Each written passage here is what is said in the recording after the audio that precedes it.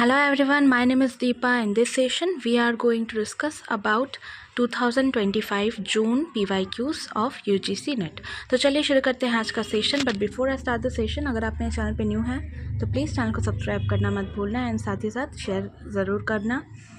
And also अगर आपको session अच्छी लगती है तो लाइक ज़रूर से कर देना. एंड इसी के साथ मेरी आप सभी से यही रिक्वेस्ट रहेगी कि आप चैनल में बने रहिए, स्टे ट्यून्ड. एंड सारी ही जितने भी मॉक टेस्ट मेरे द्वारा आपको देखने को मिल रही हैं उन सारी ही मॉक्स को आप वन बाय वन कवर करते चलना. डिस्क्रिप्शन में आपको डिटेल्स मिल जाएंगे. तो चलिए शुरू करते हैं और देखते हैं what is the first question which we have. Fallacy का क्वेश्चन है.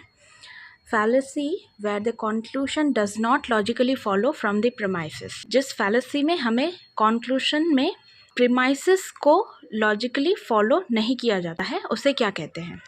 इसका आंसर होगा C.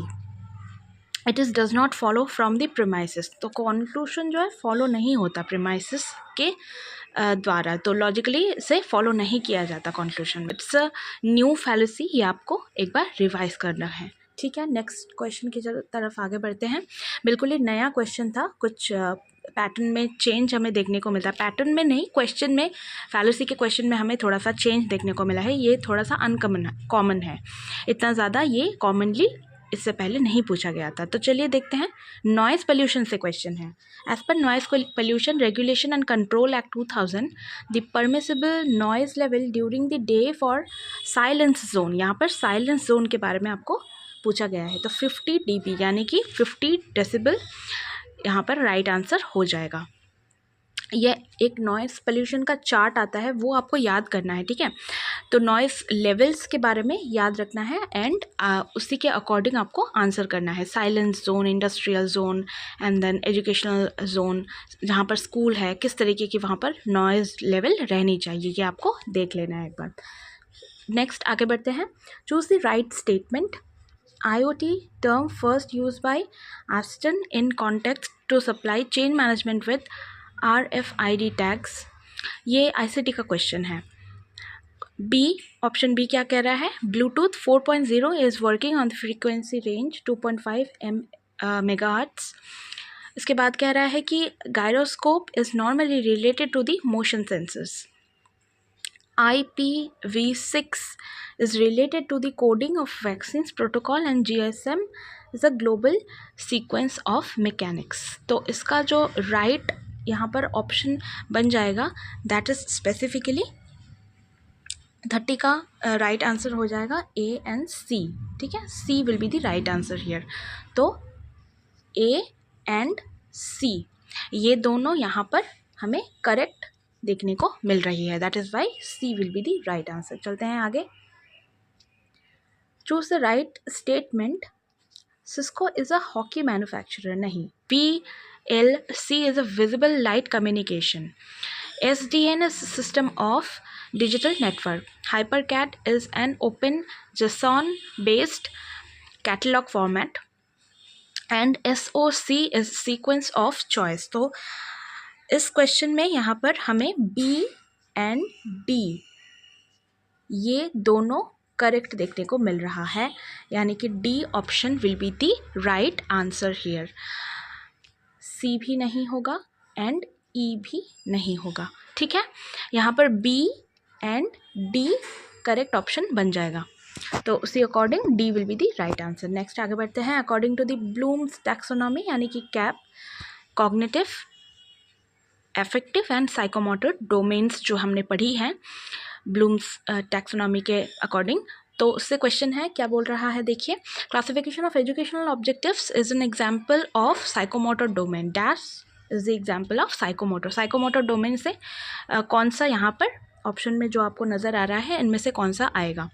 तो साइकोमोटर डोमेन की अगर हम बात करें तो यहाँ पर मैनिपुलेशन आ जाएगा, बिकॉज हमने पढ़ा था. अगर हम एक बार चार्ट को फॉलो करने की कोशिश करें तो यहाँ पर मैंने इंक्लूड किया, आप देख सकते हैं कि अगर हम तीनों ही डोमेन्स को वन बाय वन फॉलो करें, कॉग्निटिव, एफेक्टिव एंड साइकोमोटर, जो कि यहाँ पर आपको क्वेश्चन में पूछा गया है, उन्होंने शॉर्ट फॉर्म में कैप बताया है. कैप का मतलब आई होप आपको समझ में आ गया होगा that cognitive, affective and psychomotor. यहाँ पर आपको साइकोमोटर से क्वेश्चन पूछा गया है कि ये देखिए मैनिपुलेशन जो वर्ड है यहाँ पर जो टर्म है वो साइकोमोटर से रिलेटेड है ना। तो ये जो ब्लूम्स टैक्सोनॉमी है इन सारी ही डोमेन्स को आपको याद रखनी है वन बाय वन। और ये कुछ टॉप डाउन मतलब कि यहाँ इस तरीके से आपको याद रखना है। तो हमने एक शॉर्ट एक निमोनिक के थ्रू याद रखने की कोशिश की है कि RUAAENC and then R square, यहाँ पर आप देख सकते हैं R square VOC VO and then C इस तरीके से, एंड देन IMPAN कुछ इस प्रकार से हम याद रख सकते हैं। अगर मैं इसे क्लियरली आपको बताऊं तो यहाँ पर ये जो 3 डोमेन्स हैं इन्हें आप शॉर्ट फॉर्म बना लीजिए पहले तो कॉपी में, एंड उसी अकॉर्डिंग आप याद रखिए, है ना। ये आपको याद रखना है कि साइकोमोटर में कौन सा आ जाएगा, क्योंकि यहाँ पर एक मैनिपुलेशन से पूछ लिया गया है। अगली बार अगर वैल्यूइंग किस में इंक्लूडेड है ये पूछ लिया गया तो आपको अफेक्टिव डोमेन याद रखना है, बस यही है। तो सारी ही आपको वन बाय वन याद रखना है। तो आगे बढ़ते हैं नेक्स्ट क्वेश्चन की तरफ। Some statements are given below, mark the right combination. आपको कॉम्बिनेशन जो राइट बन रहा है उसको मार्क करना है। तो teaching is included in learning, true, yes it is true.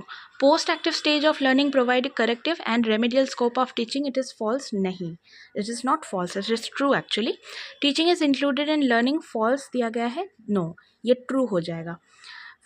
Post active stage of teaching provides a corrective and remedial scope of teaching, this is true only. So A and D यहाँ पर बन जाएगा आपका correct answer, A will be the right answer here।